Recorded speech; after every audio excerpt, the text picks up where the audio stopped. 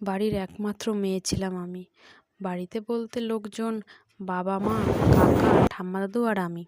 সবার আদরে ছোট থেকে আস্তে আস্তে বড় হয়ে উঠেছি। যখন বড় হতে শুরু করেছি তখন সব মেয়ের মতন আমিও ভাবতাম কোথায় বিয়ে হবে, সবাই এরকম ভালোবাসবে কিনা, সবার এত আদরে বড় হয়েছি আমি, সেগুলো বিয়ের পর পাবো কিনা।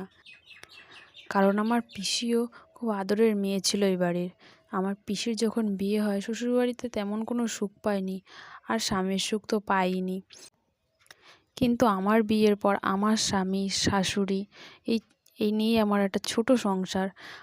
কোনোদিন তারা কোনো কষ্ট পেতে দেয়নি। আমার স্বামী তো আমাকে বন্ধুর থেকেও বেশি মিশেছে, সেভাবে ভালোবাসা দিয়েছে। আমার শাশুড়ি তো নিজের মেয়ের মতন আমাকে দেখে। আমার এই ছোট্ট সংসার নিয়ে আমি খুব সুখেই আছি। কিন্তু পিসির অনেক বড় সংসার, সব কিছু দেখে বিয়ে দেওয়া হয়েছিল, কিন্তু পিসি সেই সুখটা পায়নি।